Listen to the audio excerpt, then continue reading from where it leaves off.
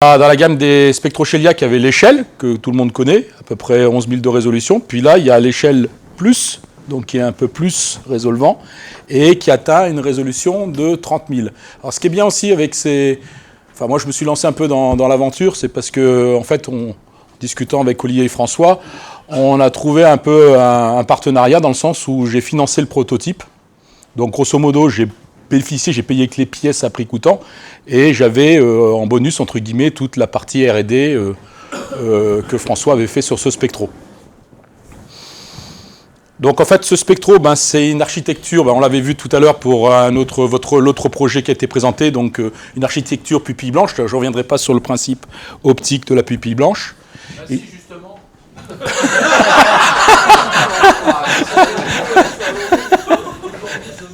C'est vrai. Je te dénoncie en plus. Bien tenté, Olivier. Bon, c'est raté, hein, mais... Donc il a une résolution de 30 000, c'est une résolution nominale. On verra après qu'on a eu une agréable surprise où en fait, il dépasse les 30 000 de résolution. Et le domaine spectral, tout au moins celui que j'ai pu tester moi, avec le peu de spec que j'ai fait jusqu'à présent, il va de 3865 angstroms jusqu'à 7600 angstroms. Le tout réparti sur 37 à 40 ordres. Ça dépend un peu, on verra aussi pareil qu'au niveau des ordres, que c'est pas, surtout dans le rouge, c'est pas évident d'aller parce qu'il y a ce problème d'ordre qui est assez compressé. Donc en fait, l'espace interordre est très très très faible. Et tout au moins le soft qu'on utilisait, que ce soit au-delà ou Easy, c'est impossible. Enfin, il reconnaissait plus les ordres. Donc on verra ça après plus tard. Alors l'engin, il fait quand même 2,10 m de long. C'est sur un banc optique. Hein. Il fait 60 cm de large dans sa plus grande largeur, c'est à ce niveau-là. Et il fait à peu près 81 kg. Il faut déjà un bon établi pour... moi, je l'ai mis sur un établi, un gros établi d'atelier qui était donné dans le catalogue, pouvant supporter 300 kg. Donc là, j'ai un peu de marge pour qu'il puisse tenir. Quels sont les arguments astrophysiques qui ont permis de déterminer aussi précisément le domaine de longueur d'onde? HK. Donc vous avez une arrière-idée dans la tête. Un peu, ouais. Elles sont plus froides, mais plus chaudes. Il y a des étoiles intéressantes. Alors, l'aventure a commencé avec Shelia il y a 1 an et demi à peu près, quand on a commencé un peu à discuter. Et la première lumière réelle du Spectro sur le ciel a été faite en début mars de cette année. Ça arrose. Oui, c'est un point de plus à arroser, oui, ça c'est... Donc, sur le principe optique, en fait, ici, on a le support de fibre, donc on injecte le signal à ce niveau-là. Là, il y a un petit miroir à 90 degrés qui renvoie le flux. Alors, en bleu, c'est le faisceau incident. Pour jusqu'à présent, il n'est pas dispersé, donc il est renvoyé dans la première. Il y a en fait les pièces maîtresses, il y a 2 FSQ 106 de Takahashi. Il y a le réseau ici, qui est un réseau Richardson Grating. Et il y a une série de 3 prismes ici, avec l'objectif photo qui est un 135 ouvert à 2 et une caméra, ici on verra, mais les tests ont été faits avec une caméra, une ATIC 460. Donc en fait le faisceau il rentre ici, petit miroir à 90 degrés, injecté dans la première FSQ, il tape le réseau à cet endroit-là, le rayon, le flux dispersé est renvoyé dans la même FSQ, et elle passe dans la deuxième FSQ, là les deux bien sûr ne sont pas alignés, il y a un décalage d'alignement de 6 mm entre les deux FSQ. Elle passe dans la deuxième FSQ et elle passe par après une série de 3 prismes qui a fait la dispersion croisée pour après avoir le spectre échelle sur la caméra. Après les prismes, t'as quoi comme truc après le prisme? Ça, c'est une optique photo. Ah, d'accord. C'est une optique, c'est un 135 ouvert à 2. Les prismes ont été faits sur mesure. Non, là, je pense pas, non. C'était... Ah, je pensais que c'était du catalogue, ça, non?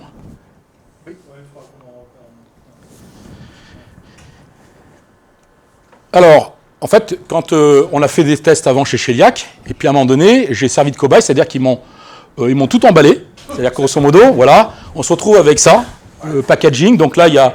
Alors, il faut dire que dans les FSQ, j'en avais déjà une en stock. Ça, c'est la mienne, que j'avais depuis longtemps, qui me servait à faire de l'astro.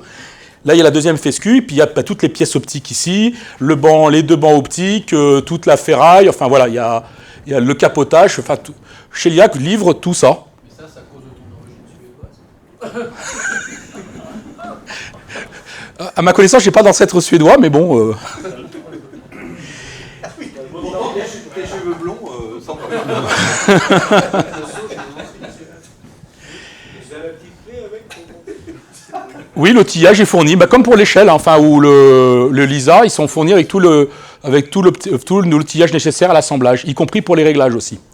Et donc la première partie, c'est de monter le châssis optique, qui est en fait un châssis en acier, en inox.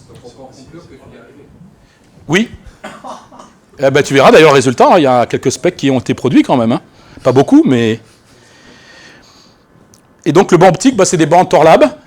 Alors là, on voit pas, mais il y a l'assemblage des deux bancs. Il y a un banc qui fait cette partie-là, qui est plus étroite, qui, de mémoire, je crois que ça fait 30 cm, je crois, ici.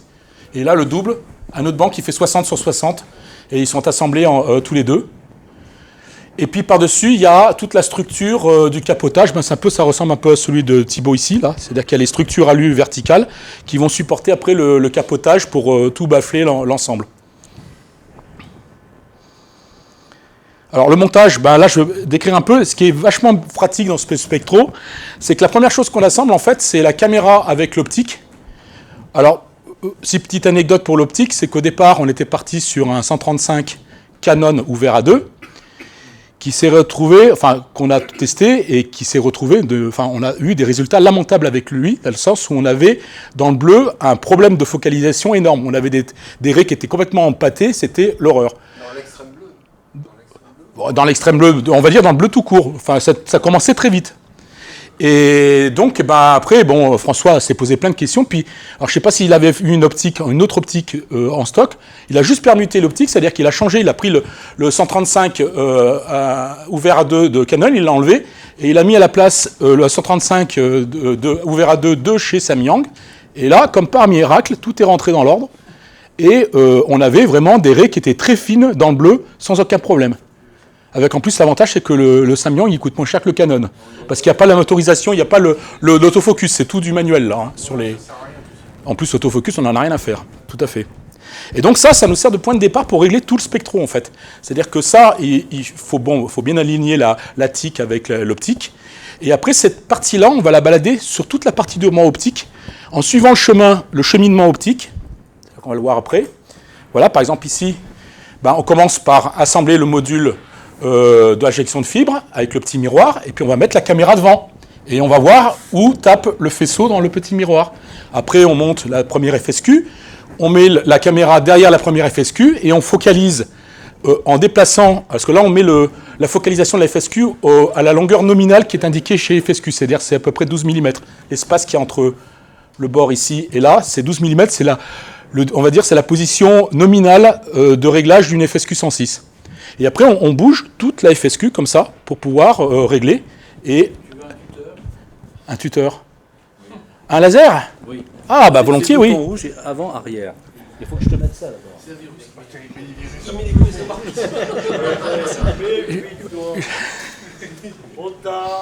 Merci. Ah, ça y est. Ah, c'est bon. Il a eu peur. Donc ça, c'est le laser, ok. Voilà. Donc là, ici, pour le support du petit miroir, c'est une pièce Torlab qu'on trouve au catalogue. Ça n'a rien été c'est un truc tout à fait standard.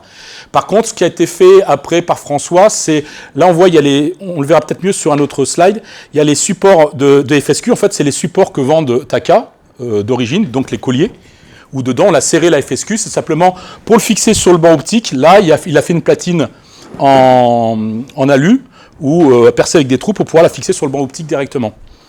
Alors, est-ce que ça marche? Ouais, ça marche. Voilà, donc les prismes pour la dispersion échelle. Donc là, pareil, ils sont mis sur un petit support, avec des plots métalliques qui viennent se visser directement dans le banc optique. Et puis, les trois prismes sont juste serrés légèrement, ce qu'on le voit ici. Là, il y a du papier optique qui est mis ici, là. J'aurais cru que vous auriez quand même investi un peu dans du téflon. C'est même pas du téflon, je crois que c'est même le sachet dans lequel étaient emballés les prismes quand Cheliac les a reçus. C'est les bouts de tissu qu'on a découpés pour pouvoir servir simplement d'amortisseur pour quand on l'a serré. Et puis en plus, les tiges filetées sont juste serrées à la main. C'est avec des rondelles c'est juste serré à la main, quoi. Alors là, c'est ce que je disais avant, pour la focalisation, on suit le trajet optique. Donc là, par exemple, c'est une image que j'ai fait avec la 460. Le but, c'est d'à chaque fois d'avoir le faisceau incident avant que... On ne parle même pas du réseau. Pour l'instant, le réseau, il est à part, on ne s'en occupe pas. De façon à avoir la FWHM la plus petite. Or, les calculs qui avaient été donnés par Zemax, c'était qu'on ait une FWHM de 4. Or, on se retrouve pratiquement à avoir une FWHM de 3,83. Donc, en fait, on arrive à avoir quelque chose de plus fin que ce que le calcul théorique nous avait indiqué au départ. Sachant que, c'est ce que je disais aussi, dans Zemax, on avait des données qu'on n'avait pas. Par exemple, tout ce qui concerne les lunettes Taka, on n'avait aucune info là-dessus. C'est un peu Christian Buil qui nous a donné des éléments en disant écoute, ça doit se comporter comme si, il nous avait donné des modèles, mais qui étaient simplement des modèles que lui avait conçus. C'est pas Zemax qui surestime ou sous-estime, c'est les données input qui n'étaient pas correctes. Tout à fait. Oui, c'est ça. C'est qu'en fait, on n'avait pas la donnée exacte pour Zemax de la FSQ 106. Et donc, en fait, à chaque fois, sur chaque point, on contrôle à chaque fois on contrôle à la fois la foc de ce faisceau-là, pour avoir, le but étant d'avoir la FWHM, bien sûr, la plus fine qu'on peut avoir. Et puis, on fait ça sur tout le cheminement optique. Donc là, vous reconnaissez, donc, il y a les deux FSQ ici, la fibre qui est injectée ici, là, le réseau qui est mis sur ce support ici, les trois prismes qui sont là, et la caméra avec l'objectif 135 et le support de caméra. Donc là, en fait, c'est le spectro, une fois qu'il est assemblé et réglé, et avant le capotage, voilà à quoi il ressemble. Et puis après, on rajoute bien sûr la partie capotage, c'est-à-dire que là, pour éviter simplement que la lumière rentre, c'est un capotage métallique classique qui est vissé sur tous les pourtours. Avec une petite subtilité aussi ici, c'est qu'il il y a un conduit. Parce que la TIC fait sûr, dégage des calories, donc on ne voulait pas que ça aille réchauffer l'enceinte. Donc en fait, ici, on ne voit pas bien. Mais là, il y a une sorte de tunnel où en fait, la chaleur de ventilation n'est pas mélangée à l'air du spectro. Elle est éjectée par l'arrière ici. Et vient ne pas se mélanger ici. Et à terme, il y aura une régulation thermique qui sera prévue. Une double régulation thermique, là c'est un peu une idée qu'on a prise sur le Spectro Espresso qu'on est allé voir à Genève, qui va être qui va être le futur chasseur d'exotères, donc qui est confiné dans une double enceinte, une première qui est régulée en température, climatisée à 19 degrés, et une deuxième qui est incluse dans la première, qui elle sera régulée avec des résistances thermiques pulsées avec de l'air chaud à différents endroits du spectro, le tout étant de pouvoir réguler ça, eux ils arrivent à le réguler au centième de degré. Moi, j'ai déjà fait une régulation pour mon échelle classique dans une cave à vin. J'arrive à 0,1, 0,2 degrés de régulation. C'est déjà pas mal, mais je suis loin du centième de degré quand même. Alors, quelle est l'incidence d'être au dixième de degré ou au centième de degré par rapport au mètre par seconde qu'on peut gagner? Grosso modo, l'horreur, c'est si on a 0,1 degré de différence, c'est 300 mètres par seconde d'erreur. Sachant aussi que la pression atmosphérique que joue, c'est pour ça que par exemple les ERPS ou Espresso sont mis dans des cuves à vide, c'est que je crois qu'un millibar, c'est 90 mètres par seconde d'erreur aussi. Et donc voilà le premier spec qu'on a fait.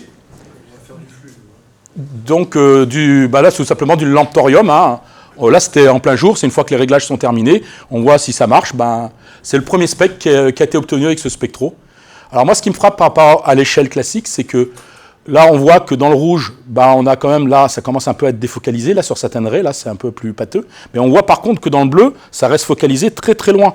Là, on est sur l'ordre 87, et là, on est en dessous de 4000 angström, là, ici, sur cet ordre-là, à peu près. Donc c'est un peu ce qui m'a surpris dès le départ, c'est que dans le bleu, on restait focalisé très loin. Oui, mais comment tu expliques que dans le rouge, ça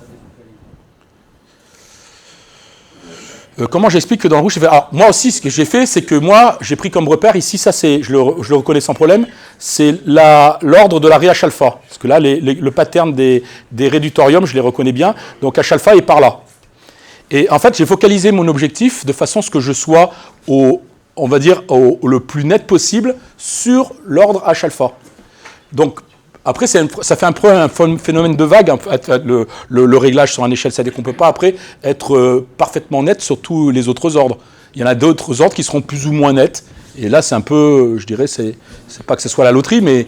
Vous êtes capable de défocaliser dans le bleu pour être focalisé dans le rouge. Oui, c'est un peu ça aussi ce que je fais déjà sur l'échelle, c'est-à-dire que Christian Buhl, il avait déjà fait cette manip, c'est-à-dire de focaliser que dans l'extrême bleu ou que dans l'extrême rouge. Bon, alors bien sûr, le reste, c'est pas bon, mais on peut, comme ça, utiliser le spectro suivant la bande qu'on cherche. Ça veut dire qu'il y a une limitation optique du système, quand même. Oui. Si on peut pas net partout. Oui. Bah, l'objectif. L'objectif, tu penses? Pour moi, il me semble que c'est l'objectif qui va limiter ça. C'est un objectif à chroma ou à chroma, il va corriger pour une longueur d'onde et une longueur d'onde. Si tu traces la position du foyer en fonction de la longueur d'onde, donc un objectif qui est chromatique, ça va dériver comme ça. Un objectif apochromatique, tu vas être achromatique, tu vas être corrigé pour deux longueurs d'onde. Donc ça veut dire que ça, c'est une conséquence de l'utilisation de Attends, chaque et après, si tu es apocro, tu vas être corrigé pour trois longueurs d'onde, mais après, dès que tu sors de la troisième longueur d'onde, tu dérives beaucoup en foyer. Et donc d'un coup, à partir du moment où tu n'es plus dans le design de correction de ton apochroma, tu vas partir dans le rouge très Donc, loin la en façon de défocalisation très pour résoudre ce rapidement. problème, il faut faire des lentilles adaptées. Non, il faut utiliser des miroirs, Hein? des miroirs de flexibilité. Ouais, d'accord, c'est ça. Plan ou complet. Ah non. Au moment où les miroirs, ils doivent être collimatés. Oui, mais tu auras quand même l'objectif de champ. Et oui. Et c'est lui qui fait ça, je pense. Je suis pas sûr à 100%, mais. Mais il n'y aurait pas une accumulation? Peut-être si, mais. Mais à ce moment-là, c'est pas mis un miroir pour la chambre. Pour la chambre. C'est ce que nous faisons là sur Aurélie. À ce moment-là, c'est un mini Schmitt alors. Le problème, ça va être de corriger les aberrations. Un casse-grappe. Oui, mais bon. Tu vas corriger le Oui, un chromatisme. casse-grain. Tu vas corriger le chromatisme, mais dans le champ, ça va être plus dur. Sauf si tu prends un Schmitt, par exemple. Mais en tout cas, sur Aurélie, on est net partout. Hein. C'est que des miroirs. C'est ça, ouais. Ah ouais. Il a fait plus, non, sur Que des miroirs. C'est une bonne idée. C'est dans ce que tu cherches.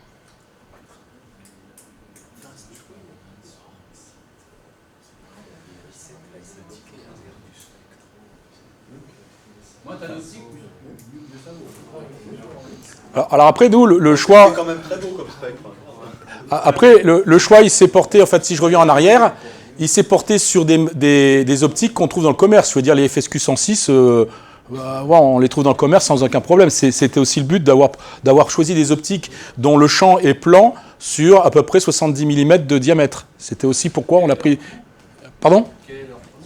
C'est à peu près 4500 € la lunette, parce qu'en plus il faut rajouter, il y a un réducteur de focale qu'on a mis à l'arrière pour être à 3.3 et pas à... Oui, on était à 3.3, oui.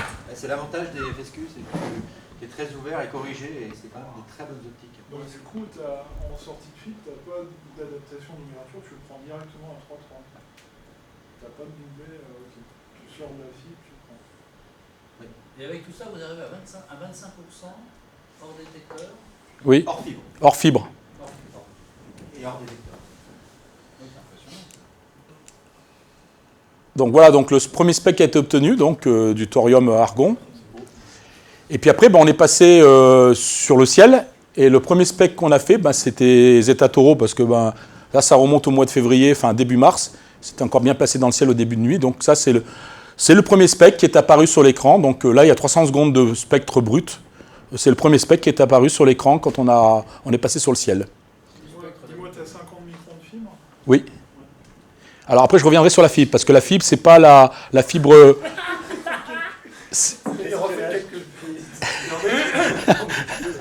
Non, par contre, il y a la possibilité, d'un point de vue espacement, sur le capteur, de mettre une fibre de 100 microns.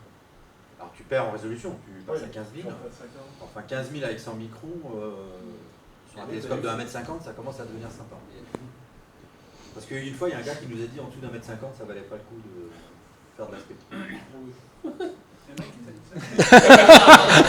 Laisse tomber les 150 000 de résolution. On a retenu la leçon. Donc là, la première nuit, on a juste fait 3 pauses de 300 secondes sur cet objet-là.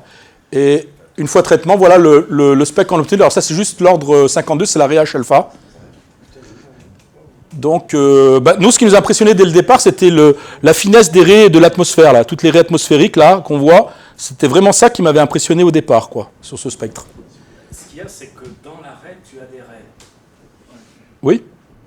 Et tu as plus de raies, par exemple, qu'avec un LIRES 3, 19 microns, bonne soirée, tu vois ce que je veux dire? Le repère qu'on a à l'esprit, c'est plus ça, tu vois. Et là, je vois des choses dans les oreilles d'âne de Zetato qu'on n'a pas au LIRES. Bah après, je ferai voir, je compare, là j'ai superposé après un spectre pris avec l'échelle et un spectre pris avec l'échelle plus. Donc tu verras, on voit, c'est encore plus flagrant sur le même cible, on voit très bien la différence de finesse qu'on peut obtenir. Et puis après, bah, on a... Combien de signal sur bruit, là, à peu près, alors là, je ne l'ai pas mesuré réellement, mais là, je suis à plus de 100, là, sur 900 secondes, sur l'ARIH alpha, je précise bien, parce que ça se casse la gueule, franchement, dans le bleu, après, où là, le rapport signal-bruit, c'est plus le même. t'as pas un plot en voyant tous les pixels, le détecteur? Non, j'ai pas. Bah, je pourrais le faire, mais je l'ai pas mis dans ma présentation. Et donc, après, alors j'ai une série de mauvais temps, ce qui fait que pendant 2 mois, grosso modo, il a fait un temps de merde chez moi. Et la seule chose que je pouvais faire comme spectre, c'était le spectre du soleil. Donc là, c'est le spectre brut tel qu'il t'est apparu sur l'écran. Le soleil, grosso modo, j'ai juste pris la fibre, je l'ai mis dehors, et puis c'est la lumière du jour que j'ai captée, quoi.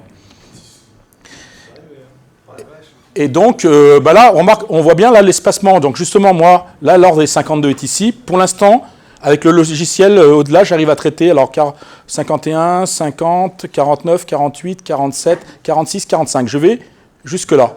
Je peux traiter de là jusqu'à 88, même un ordre plus loin, ici. Afficher les vagues de l'eau, qui sont très jolies, dans le proche infrarouge, Oui, sur le forum.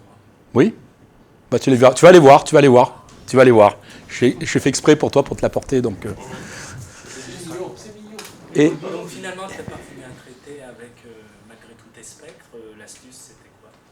Alors je reviendrai, parce que là aussi, il y a des choses qui ne sont pas nettes, que ce soit dans Isis ou dans Au-delà, il y a des choses qui ne sont pas nettes. Il y a des choses qu'on n'a toujours pas compris, enfin, que ce soit moi ou François Cochard, il y a des choses qu'on n'a toujours pas compris, notamment sur la résolution qui est affichée par Au-delà, quand il dit, par exemple, tel ordre est à, disons, 30 000, ou par exemple, toi, Thierry, tu as pu voir, faire des mesures et de voir que finalement, on n'était pas à 30 000, on était plus. Ouais. Là, il y a un truc, on se demande, enfin, il faudrait connaître un peu qu'est-ce qui est fait l'algorithme à l'intérieur du soft pour de quelle manière il mesure en fait la résolution ordre par ordre. Donc là, en fait, je me suis amusé à faire le pack du soleil. Alors là, c'est que dalle, hein, c'est grosso modo, il va y avoir 6 secondes de pause là pour ce spectre-là, hein, c'est la fibre qui est mise dehors. Et je me suis amusé, puisqu'il faisait pas beau, à traiter le spectre du soleil ordre par ordre pour reconstituer tout le spectre. Et voilà ce qu'on obtient. Alors ça, après c'est un montage derrière. Hein, j'ai refait, en fait, grosso modo, j'ai traité ordre par au-delà. J'ai repris les spectres dans Visual Spec pour faire un spectre synthétique pour le coloriser, en fait. Et puis, À la fin, tu as la bande O2 de l'atmosphère. Oui, ça, tout ça, ouais. La molécule. Oui. Et ça, c'est flou aussi? Bah, si on regarde un peu, oui. Si tu regardes un peu les détails, c'est pas 100% net, quoi. C'est pas le... Les bleus, net. Ouais. Oui, ah oui, parce qu'il est beaucoup plus net dans le bleu que dans le rouge. Ouais, Oui, exact. vous pouvez les régler là. Oui. Donc ça veut dire que tu perds combien en fait par ce manque de focus? En résolution, là, grosso modo, on n'est plus à 30 000, c'est une évidence. On est plutôt à 25, 26 000 à peu près. Et ça concerne combien de centaines d'anchois, cette bande perdue? De combien Ah non, Quand quelle est la bande? tu n'es plus à 30 000, donc tu perds, je sais pas, 200-300 anchois, 500, 500. Oui, c'est dans cet ordre-là, ouais. Et par contre, c'était le but, dès le départ, il y a Olivier qui m'a tenu plusieurs fois en me disant, est-ce que tu arrives à voir les ré HK ? Avec un peu de persévérance, parce que là, il faut dire aussi, c'est que ce spectre-là, dans le logiciel que j'avais à ma disposition, je n'ai pas pu le traiter en une seule passe. J'ai dû faire des paramètres pour traiter de l'ordre dans le rouge jusqu'à cet ordre-là.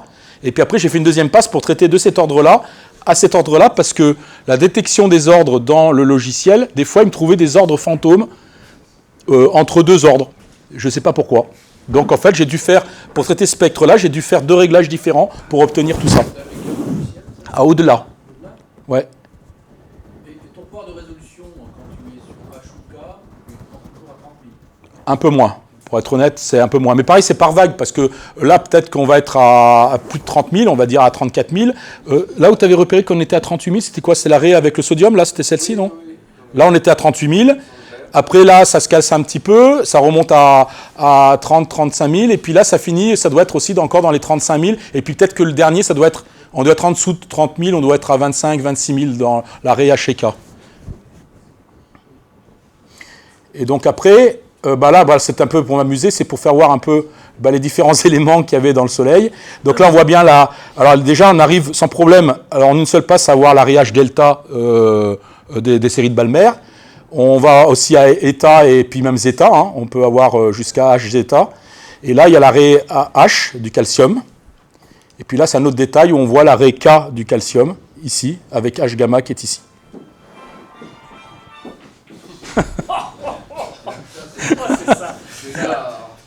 Ça c'est SAS, tu sais. Alors voilà, ça c'est le profil qu'on obtient du Soleil sur les raies H et K. Donc là, tu estimes par extrapolation, tu estimes à combien ton signal sur bruit? Là, je t'avouerai que je ne l'ai pas mesuré, mais je ne suis pas à 100 pour ici. Je ne suis pas à 100. Je pense pas. Tu crois? Le continuum, on ne le voit pas, il y a trop de raies. Là, c'est vrai qu'il y a des tonnes de raies qui viennent un peu... on ne sait pas... Autour d'H delta, à combien? Mais là, c'est le Soleil. Enfin, c'est Le Soleil, Mais je te ferai voir après un autre spec que j'ai fait de Castor avec H delta où on se rend un peu mieux compte. Alors, par contre, c'est effectivement ma grosse erreur ici, mais je n'ai pas eu le temps. Je n'ai pas fait de mesure de SNR ordre par ordre. Donc, je ne pourrais pas te donner une indication objective et réelle du signal bruit qu'il y a sur chaque ordre. à l'œil, ça se voit quand même. Alors voilà, là c'est par exemple, j'ai fait après le spec de Castor, et là c'est la superposition des 4 raies de Balmer que j'avais, donc H alpha, H bêta, H gamma et H delta. Alors déjà, on voit un peu la dégradation du signal bruit, c'est-à-dire plus on va dans le bleu, et on voit par exemple que H delta est quand même un peu plus bruité que H gamma. Ça se voit, enfin je ne l'ai pas mesuré, mais sur le spec ça se voit quand même. Mais on descend jusqu'à H delta. Mais est-ce que tu étais capable de comparer? Je me rappelle à une séance sur Sophie, il y avait donc des rapporteurs externes qui finançaient à Paris le Spectro qui disaient bon, mais alors est-ce que quand vous comparez votre estimation théorique du signal sur bruit, en prenant l'efficacité optique de tous les éléments qu'il y a dans la machinerie, le Spectro, et que vous mesurez sur une étoile test le signal sur bruit, quel est l'écart? Est-ce que vous êtes en sous-estimation ou en surestimation? Est-ce que vous, malgré, parce que vous utilisez des blocs optiques faits dans le commerce qui sont assez opaques, du point de vue composante optique et efficacité optique, vous n'avez pas tous les éléments pour juger, est-ce que vous êtes capable quand même d'arriver à faire une comparaison entre la théorie du signal sur bruit et... Alors moi ce que j'ai fait, c'est que j'ai juste fait des mesures empiriques par rapport à l'échelle que je connaissais. Et donc on va dire que si je prends l'échelle avec la même cible, si tu as la même hauteur dans le ciel, avec l'ESP, je suis obligé de poser 10 fois plus pour avoir exactement le même rapport signal-bruit. 10 fois plus de temps de pause. Mais c'est normal, on disperse plus. Et puis, il y a un autre facteur aussi qui rentre en ligne de compte, c'est que sur l'échelle, j'ai la même caméra, mais je travaille en binning 2.2, alors que là, avec la même caméra, je travaille en binning 1.1. Donc déjà, j'ai 4 fois moins je divise par 4 le nombre d'ADU qui tombe sur le pixel, et puis je disperse 3 fois plus. En fait, alors moi je répondrai un peu différemment. Il n'y a pas de calcul théorique parce qu'on n'avait aucune idée de l'efficacité des AKJ. Mais c'est plutôt une bonne surprise quand même. Parce que justement, ce rapport de 10... annoncé 25%. Oui, d'efficacité, oui. Hors fibre. Oui, hors fibre. Bon, c'est énorme. Ferros au Chili, lui, il a 18% dans les meilleures longueurs d'onde. Pourtant, c'est une bête de course. Et donc 25%, bon, bravo. Quoi. Je veux dire que l'efficacité est incroyable pour un spectro. Non, mais c'est plutôt une bonne surprise. Ouais. Parce qu'il est mieux finalement que le échelle, ça, en termes d'efficacité. Ouais, puis après, effectivement, tu perds parce que tu fais pas de binning, tu perds. 25%, j'ai jamais entendu. Sur le spectro seul? Oui, si, attention, il n'y a pas la caméra, il n'y a pas le télescope. Il n'y a pas de caméra, j'ai jamais entendu ça. Si tu montes à 40, sur Elodie, non. Expresso, il disait qu'il était à 40, je crois. 30 ou 40, oui, un truc comme ça, ouais. Spectro seul, lui, je connais pas, mais je serais surpris. Elodie, on était à 2%. 1%, c'est pour ça qu'on a fait Sophie d'ailleurs. C'était la motivation. Alors on était à... Hermès a son pic à 28%. Comment? Non, mais Hermès a son pic d'efficacité à 28%. Mais le 2% d'Elodie, là je suis sûr, c'était télescope, fibre, spectro et caméra. C'était vraiment la chaîne complète. Et je crois qu'il y avait l'atmosphère aussi dedans. Et effectivement, 2%, ça c'est l'ordre de grandeur. Non, attends, parce que optiquement, Elodie, c'est Baran qui avait fait le modèle optique, c'est très mauvais, du point de vue efficacité. Très très mauvais. Oui, non mais... C'était une catastrophe. Après, tu perds à tous les échelons, quoi, c'est ça le problème. Mais, pour moi, 2%, ça inclut le télescope et le détecteur. Et, Je ne me souviens plus du détail, mais... ouais, 28%, mais 25% c'est très bon. Hein. Mais je pense que les meilleurs doivent être autour de 30-40. Et par contre, oui, 20%, 15-20%. C'est vraiment des choses, alors, des constructions extrêmement récentes. Hein. Oui, bah c'est Espresso en tout cas. Espresso, c'est vrai, s'il nous avait dit ça à Genève, ouais. C'est Espresso, ouais. Alors après, moi, il faut être clair, c'est que là, j'ai fait des tests sur un télescope chez moi, j'ai pas plus gros qu'un 400 mm. Donc tout ce que j'ai fait là, c'est sur un 400 mm avec un réducteur de focale à 5,5, parce qu'en fait, je rentre dans la fibre à 5,5. C'est quoi c'est quelle formule ton télescope? C'est un Richter chrétien de 400 mm. Et donc, c'est sûr que ce genre de télescope, à mon avis, il serait plus à l'aise sur un 60, un 80 ou un 1 mètre, voire plus, que sur mon télescope de 40 cm. Enfin bon, j'ai que ça chez moi, donc j'ai fait les tests avec ce que j'avais sous la main. Alors là, c'est une comparaison que j'ai fait, Etato. J'ai fait le spec d'Etato. D'ailleurs, c'était le premier spec que j'ai mis dans la base BESS que Thierry a validé. Hein. D'ailleurs, j'ai eu la trouille quand j'ai reçu ton mail parce que tu as commencé ton mail en disant « Je vais être très critique ». Je me dis « Merde, ça commence mal ». Et après, il met « C'est nickel ». Et donc, donc là, c'est le premier spec que... je suppose que tu as cherché la petite bête. Tu es allé voir un peu... Je m'attendais à ce qu'on voit les modes de la fibre. Que la fibre, à cette résolution-là, on voit apparaître les modes. Donc, des rebonds dans le continuum. Alors, je te dirais deux mots sur la fibre, parce qu'en fait, la fibre, ce n'est pas une fibre classique qu'on a pris. Je peux peut-être en parler maintenant. C'est une fibre UV. Et en fait, c'est des tests qu'a fait François Cochard sur l'efficacité des fibres. Et il a pris la fibre standard qu'on a tous sur nos spectros et il l'a comparée à une fibre UV. Et grosso modo, le rendement en termes d'efficacité, notamment dans le bleu du spectre, c'est 20 à 30% de plus qu'une fibre classique. Donc ça, c'est pas négligeable aussi, quoi, je pense pas. Non. Octogonal, ça coûtait trop cher. Grosso modo, je crois que, c'est ce que tu m'avais dit, ou François, que la fibre octogonale, il fallait quasiment en acheter 1 km de long. Grosso modo, c'était des quantités... Et puis d'en avoir une fibre de 10 mètres, ça a coûté... Je comprends pas très bien pour tester un spectro de cette résolution-là, pourquoi vous prenez une étoile chaude en plus dans H-alpha, où il y a beaucoup beaucoup d'H2O atmosphériques. Ça serait mieux de prendre une étoile G ou K, où les restes sont infiniment fines mais stellaires et qui ne sont pas affectés par H2O. Mais ça, j'en suis tout à fait conscient. Le problème, c'est que depuis que j'ai Spectro, entre le temps de libre que j'avais et la météo qui m'a pas trop laissé le choix, j'ai fait que 4 cibles jusqu'à présent. Donc j'ai pas... On le met sur le 1 mètre. Avoue que tu aimes les BE. Bon, et puis oui, c'est vrai, j'aime les étoiles BE.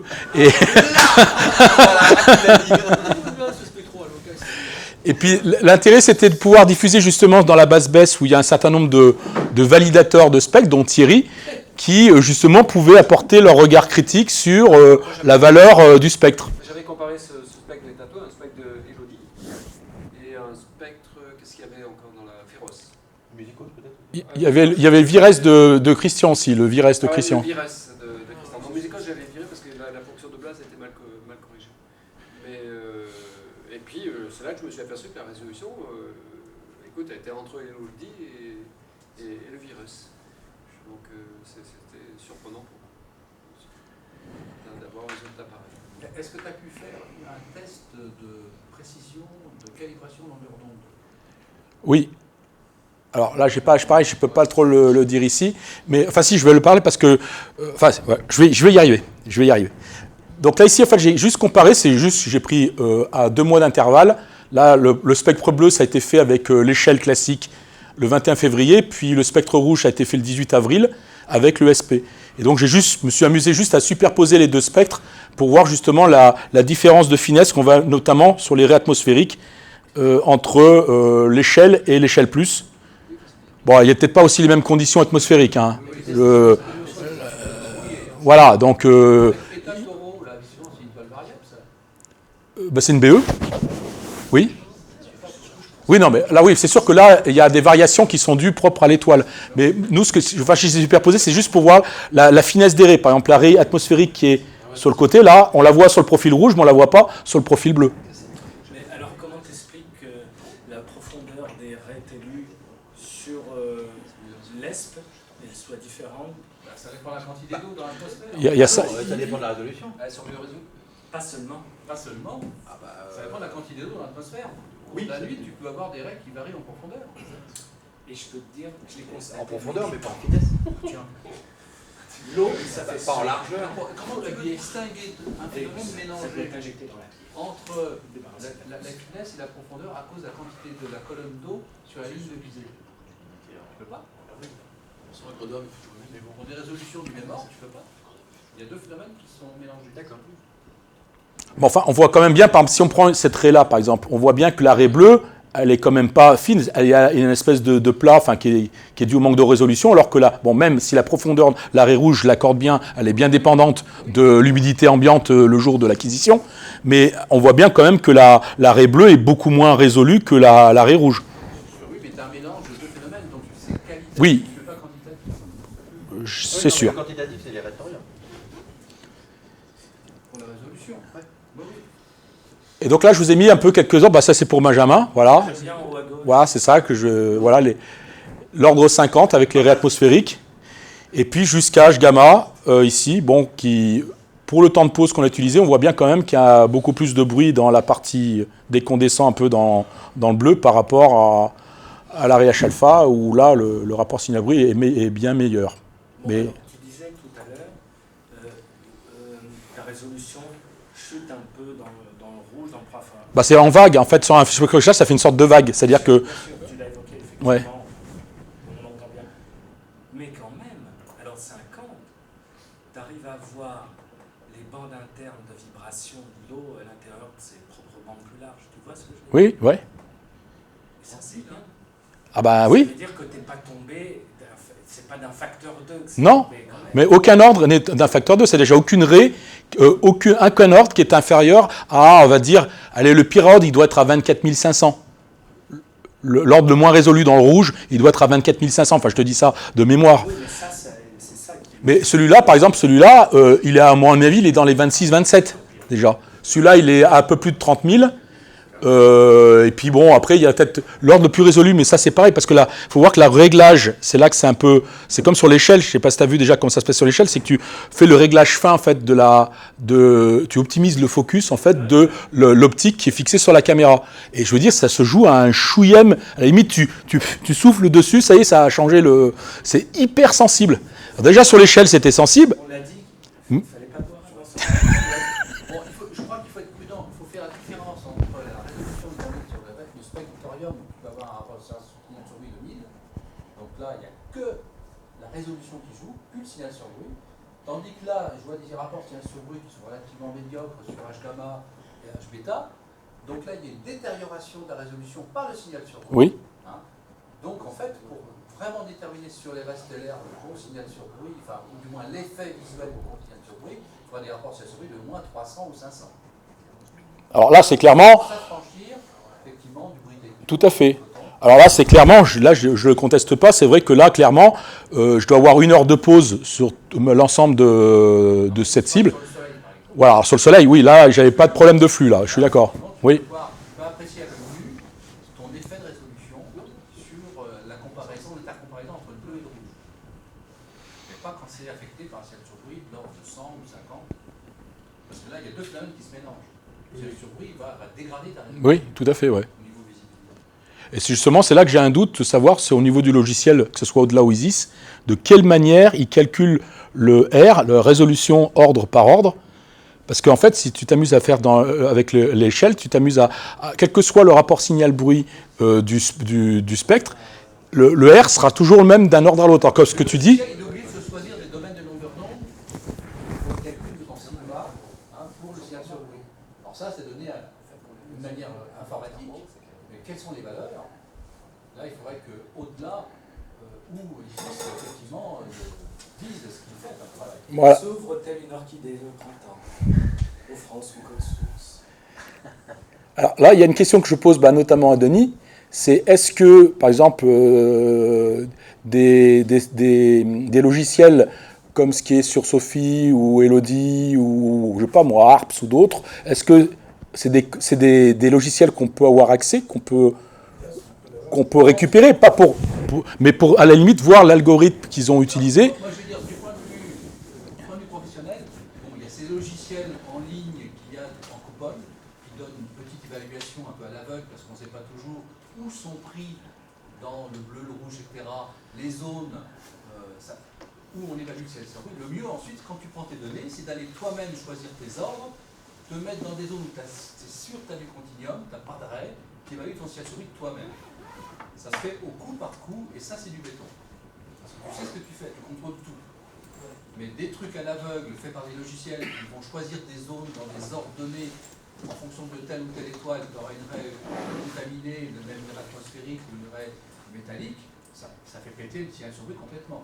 C'est ça très erratique en fonction effectivement de la lecture que va faire le logiciel à l'aveugle. Parce que lui, il ne sait pas quelle étoile tu observes. Donc il ne sait pas quelles sont les raies stellaires qui sont présentes dans le domaine d'au moins 100 pixels où évaluer le signal sur bruit. Donc ça veut dire que ce que tu dis, c'est que chez les pros, en fait, on ne calibre pas que sur la lampe étalon au thorium ou argon, on se sert aussi des raies stellaires ou... Ça sert, c'est pour le pouvoir de résolution. Oui. Ensuite, le rapport signal sur bruit, on va chercher des zones où on est sûr qu'il n'y a ni aucun blâme, aucune raie atmosphérique, il y a vraiment au moins 100 pixels de continuum. Donc ça, c'est valable pour jusqu'au type G. Et après, les types K, c'est quasiment impossible. Mais en fait, les logiciels de réduction de données, notamment ISIS, ne calculent pas le rapport signal à bruit, ils calculent un pouvoir de résolution. Le rapport signal à bruit, après, c'est dans Visual Spec où là, tu choisis la zone. Oui, voilà. Quand tu choisis la zone... Mais en fait, ça n'a pas été fait, le rapport signal à bruit, là, vraiment. Là, il faut un contrôle humain. C'est obligatoire. Sinon, ça n'a pas de valeur. Alors, Etato, comme je l'ai dit, je l'ai soumis donc dans BESS. Et puis là, il a été validé. C'est Thierry qui l'a validé, le spec là ici. Donc c'est le premier spec de l'ESP qui a été mis dans la base BESS. Ça remonte il y a une dizaine de jours à peu près.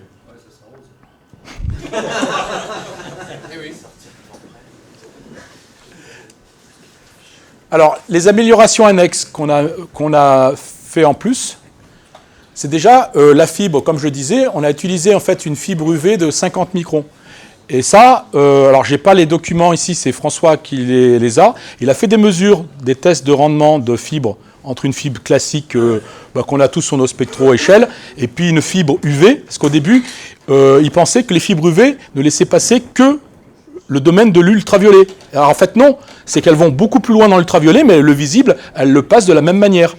Donc en fait, il a vu que il a fait des mesures, et notamment, alors dans le spectre du visible dans le rouge, c'est identique, simplement dans le bleu, c'est là qu'on voit l'efficacité de la fibre qui monte en flèche, et il y a à peu près, de mémoire, le graphe qui m'a fait voir, c'est 20 à 30% de plus d'efficacité dans la partie bleue du spectre en utilisant une fibre UV, dite UV. Ça coûte combien une fibre UV par rapport à une fibre pole? C'est à peu près 30% plus cher à peu près. Est-ce que ça vaut le coup d'utiliser systématiquement une fibre UV? Ça dépend de ce que tu cherches à faire. Là, comme on va plus dans l'UV que le échelle, ça devient Mais il y a le rendement meilleur aussi dans les parties jaunes, vert. Non, ça, c'est pas assez. C'est vraiment, si on regarde la courbe dans le domaine visible, 600, 500 nanomètres, tu vois, il n'y a qu'une différence. C'est dès que tu descends en dessous de 700 nanomètres que tu vois que l'efficacité, elle bondit de 20 ou 30% en plus. C'est uniquement dans le bleu. Et encore plus dans l'ultraviolet, puisqu'elles sont dites ultraviolet, mais dans le bleu, c'est significatif. Dans le rouge ou dans le vert, on ne voit rien de plus. En dessous 4 silences, Oui. Et puis le deuxième truc que je me suis attelé à faire, c'est j'ai pu récupérer un atlas des raies du thorium-argon de la lampe que j'utilise, qui est la lampe Photron, mais des calibrations de lampe qui est fait à 4 décimales. Et en fait, pour tout vous dire, c'est le même atlas de raies qui a été servi pour calibrer Harps, en fait. Et j'ai récupéré ce catalogue de raies. Et mon but maintenant... C'est un atlas qui a 300 000 rapports de résolution. Alors, moi, on m'a passé un tableau Excel avec toute la valeur des raies du thorium et de l'argon. Il y en a un qui était plus vite thorium argon, Alors ça, je ne sais pas la source. Tout ce qu'on m'a dit, c'était celui qui a servi pour ARPS. Donc, je ne sais pas. Et à partir de là, en fait, je me suis amusé avec mon spectro, avec le SP, là, c'est le spectre, par exemple, d'un ordre, l'ordre 55, donc de 6145 angstroms à 6288. Et donc, je fais le spectre, donc j'obtiens donc toutes les raies du thorium et de l'argon. Identifier toutes les raies et surtout pour déterminer après quelle celle que je vais utiliser dans ma calibration pour ne pas prendre, par exemple, des raies blindées. Par exemple, celle-ci, là, qui est ici, la 6155,2386 et l'autre 6155,5810, celle-ci, je vais les éjecter de mon calcul parce que elles sont blindées. Et tu as fait ça à la main? Oui. Et j'ai pas encore tout fini, hein. J'en suis qu'à l'ordre 65.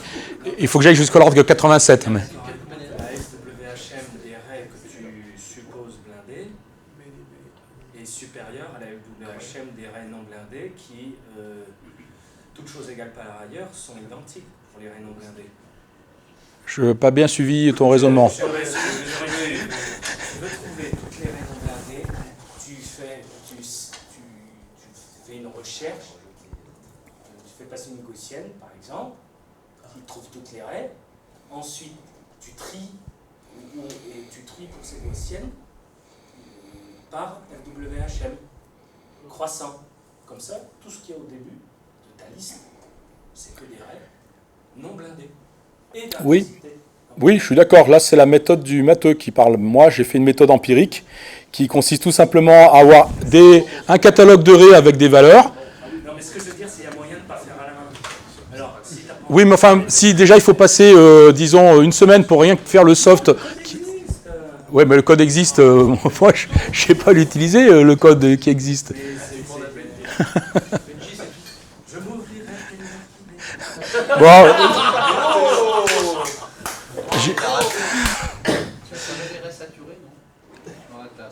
Ah oui. Alors, là aussi, je tiens compte... Alors, l'argon, ici, c'est sûr. Alors, déjà, j'ai appris quelque chose en visitant à Genève. C'est que eux, sur Espresso, toutes les raies de l'argon, ils ne les utilisent pas. Ils les ont virées de leur catalogue parce que, apparemment, il y a des problèmes d'échauffement. C'est-à-dire que quand on laisse la lampe suffisamment allumée, les raies de l'argon évoluent dans le temps, alors que les raies du thorium restent constantes. Bon, apparemment, pour nos résolutions qu'on utilise, je ne pense pas que ça ait une grande importance. Et donc, mais en tout cas, les pros, notamment avec des résolutions telles que Espresso, ils ont banni de leur calibration toutes les raies de l'argon.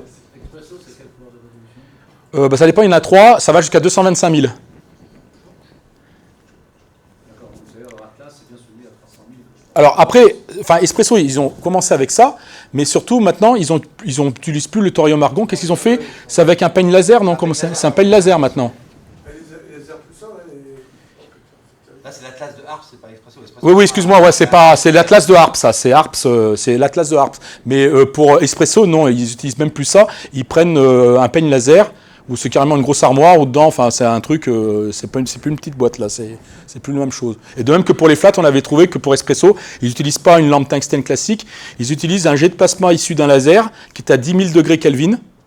Et c'est ce qui sert à faire leur flat maintenant. C'est une petite boîte, simplement on a regardé sur Internet. La boîte, elle coûte 12 000 €, je crois. Pour faire des flats, c'est pas donné, quoi. Et puis, donc voilà, c'est la liste, par contre, des choses qui me restent à faire.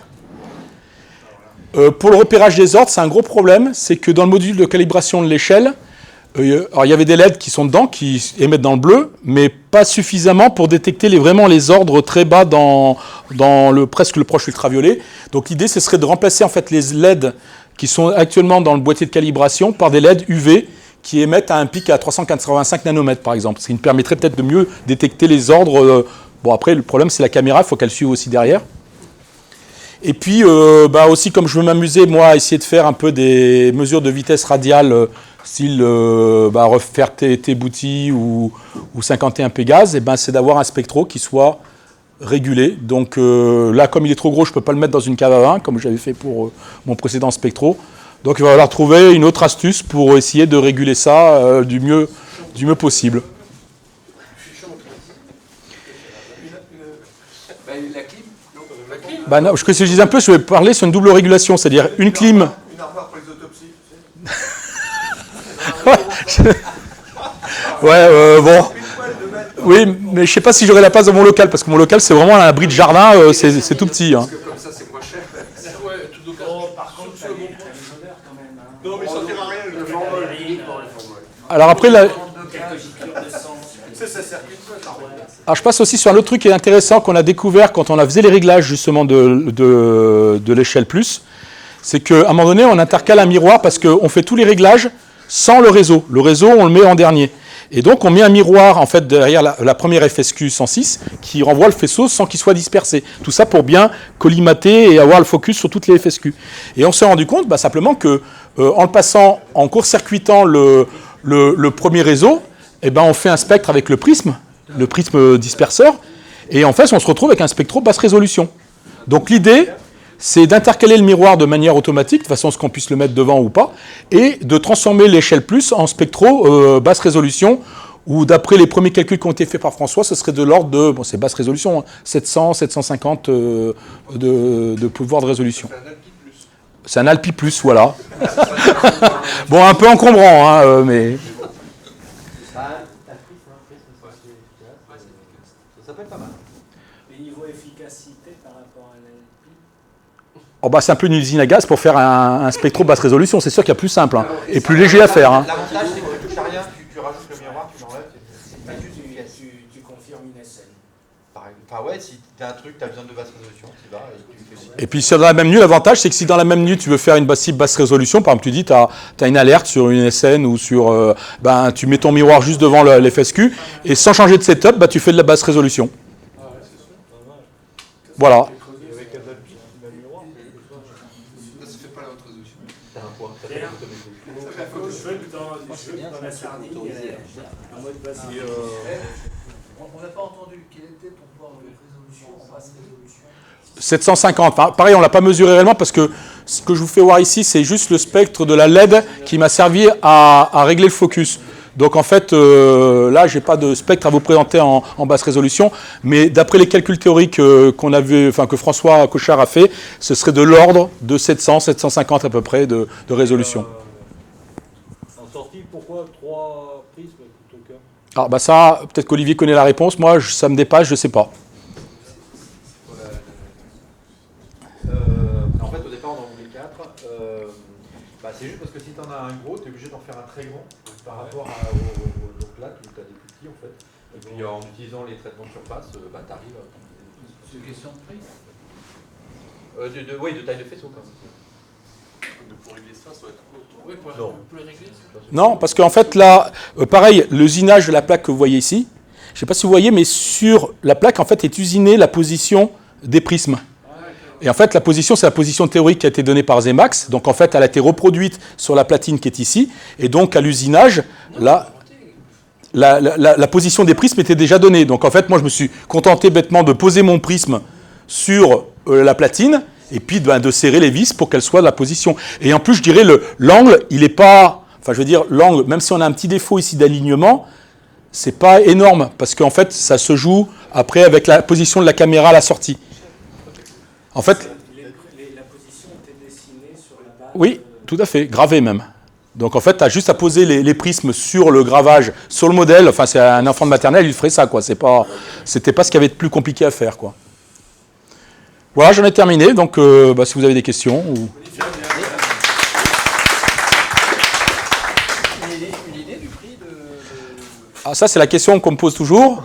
Alors moi, je peux te dire combien je l'ai payé. Enfin, c'est les pièces à prix coûtant. Donc, et en plus, j'en avais une partie déjà. J'avais déjà une FSQ. Donc c'est déjà, ça allège quand même le budget. Enfin, en prix coûtant, tu peux regarder. Ce qu'il coûte le plus cher là-dedans, c'est le réseau. Le réseau, je sais pas, c'est facilement 6-7 000 euros. Après, tu as les deux FSQ. Non, le réseau, c'est plus. C'est même plus que ça, le réseau? Ah ouais. En euros avec la TVA, c'est à 10 000. Bon, alors voilà, je me suis trompé, donc 10 000 euros de réseau. Les FSQ, si tu prends les colliers plus... parce qu'il faut les réducteurs aussi, il faut les réducteurs 3.3. Disons 5 000 euros, donc tu as 10 000 euros de FSQ. Tu as 20 000 euros déjà de trucs, et il faut après acheter les 3 prismes. Là, je ne connais pas le prix. Il faut acheter l'optique... ce que je dis, ce qui coûte le plus cher. Il y a l'optique 135 ouvert à 2. Bon, même si... 200 euros, ça. Bon, Et après, bah, tu as toute la, on va dire toute la quincaillerie, le banc optique qui a quand même un certain prix, le capotage, la visserie. Non, mais la bonnette, je la compte pas, je l'ai déjà sur l'échelle. Comptons-là, on veut le package global. Oui, mais c'est pour ça que je te dis que moi c'est faux, parce que le module de calibration, je l'ai déjà parce qu'il me servait pour l'échelle. La bonnette, je l'avais déjà, c'est la même que pour l'échelle. J'avais déjà une FSQ, donc je ne peux pas te dire réellement un budget. Ce qui est sûr, c'est Le travail de R&D. voilà, et puis il y a la R&D derrière aussi. Là, il y a Pas la R&D. Et si on la compte, si on a du 50 000, bah, je sais pas. Bon, franchement, j'ai aucune idée. Je peux pas. C'est pas une question de secret à vous dire. Je n'ai aucune idée du prix de l'ESP dans le public. Je sais pas. Il y a un horizon de commercialisation, une date de commercialisation qui est pensée aujourd'hui ou pas encore? Alors, ça te dit ça plus à Olivier ou pour la date de commercialisation? De toute façon, il est. Ah mais c'est plus moi là, c'est vraiment François là. C'est pour ça que je Alors là, n'ai pas posé la question. non, mais moi, ni le prix ni la date, j'en ai aucune idée. Et Olivier, J'ai aucune idée là-dessus. les dimensions du miroir et puis le nombre de traits, c'est combien, tu sais? Du miroir. Quel miroir? Pardon, du réseau, excuse-moi. Ah, c'est un 52 traits par millimètre. Enfin, c'est un 52, quelque chose. Je sais plus combien.